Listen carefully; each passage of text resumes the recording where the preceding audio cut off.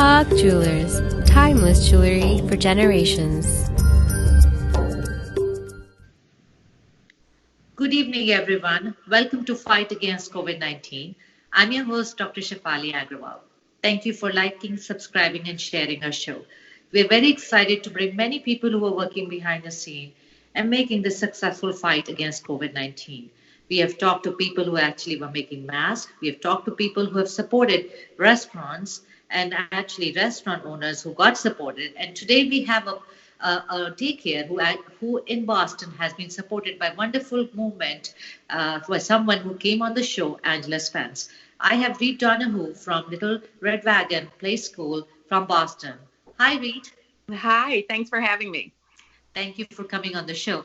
So, Reed, before we go into the COVID-19 and what you had to deal with in terms of like the play school, tell me a little bit about yourself and your school. Sure. So my school is a small school. We have 39 children, and on a given day, we have 39 children. We have 52 children enrolled in the school, 48 families, and they're broken up into 3 groups according to age. We've been around for 23 years, and we are our philosophy is one where the children are exploring their environment. We're looking at the interests of the children and going with their interest rather than the teachers predetermining what the children will be learning. That's wonderful. So, Reed, with COVID-19 situation, there were a lot of, challenges around the businesses. Tell me a little bit about the daycare and play school. Of course, that must have had influence as well. Yeah. So, we were up and running a thriving business, and then we're on March 12th, we were closed, and our industry is really based on, well, at least my school is 100% tuition based. So once we closed and I'm really not able to offer that in-person service, and many families were affected by COVID-19, losing their jobs and things like that, the tuition and the money coming in was none, very low to none. So we did start an online Zoom content with the children, which is going well, but still it's not the same, have the same value. Regular tuition. Yeah. And, you're not like a big organization like Bright Horizons and all that have infrastructure. You're dealing with more family-based tuition, right? Absolutely. So tell me then, once, that basically stopped, what are some of the challenges as a business that you had to go through in terms of the daycare and other things and your staff and Yeah. So, when we closed, we had to come up with a plan. How, we have some families that have paid for the whole school year in advance. Some are paying month to month. And we wanted to make sure we still had that connection with the children. We wanted to make sure we had continuity with the children.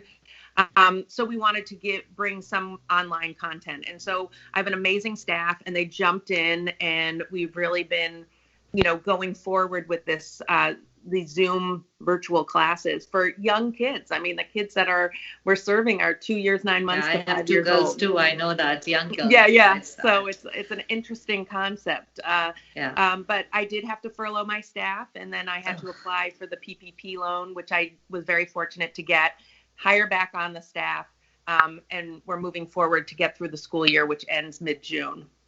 So, one thing that Angela and Tyler Spence were here and basically talked a lot about their movement. Tell me how that they helped you, and what are the other families? How did that whole movement started? Yeah, so I was really transparent with the families from day one. I mean, they understand the business, that there's just a small margin, and that we are 100% tuition based. So they were really reaching out. How can I help? Especially Angela just kept on me. How can we help? And I got to admit, I'm not one that likes to take help. I like to help others. So that was a little hard for me. And then, we did get the PPP loan, but the numbers that came back would only cover payroll. A part of it, yeah. You can, use it for rent, but the way the money came to me, it was solely going to be for payroll. Yeah. Therefore, we didn't have money coming in to cover rent and other things. Sure. So Angela and a group of parents got together and offered to start a GoFundMe page, which has been huge and has been able to keep us going. So tell me a little about that GoFundMe page and how that came into fruition. And I know it's almost become a movement about people are starting to thinking about daycare, and it could be a future problem. Tell me a little bit about that.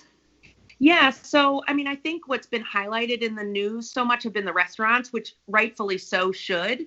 And I think what was being missed is the childcare. I mean, once we get up, our economy gets going and people are going back to work, they're going to need us there.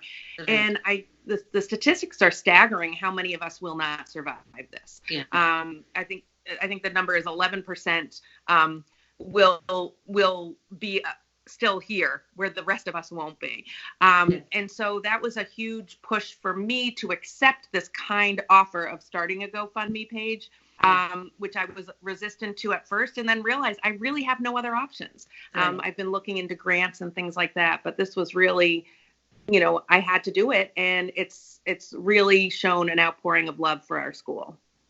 So how can people, I know I'm sure the people from your own families are supporting, but maybe other people want to do it. I heard that there are people talking about daycares in their communities.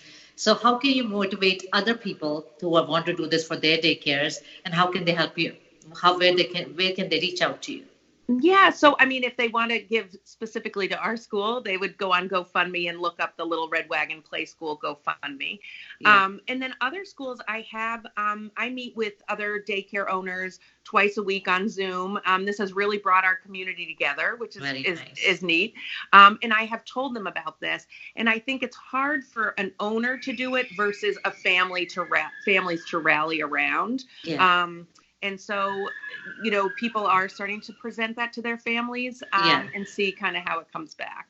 Yeah, so I think it's a great initiative, great to start, and hopefully this can become a movement that can help many daycares around the communities and support that. Hopefully, with this message or this awareness podcast, people can be able to see this interview and then get motivated and start doing for their own communities, because ultimately daycares is something that we all need once the COVID situations actually open up. Just in terms of the challenges, how did you feel when COVID actually hit you? I got to say I was blindsided. I Yeah. mean, I just never, we were a thriving business. I just never, if you told me March 1st, hey, guess what? You're going to be closed, and Yeah. I'd think you were crazy. I never, our biggest challenge was, at times when enrollment was low, but you knew that Yeah. would come along. This was, a total shutdown. And Okay. it wasn't like, some people are saying, still pay your, the people that clean your house or the dog walker or whatever.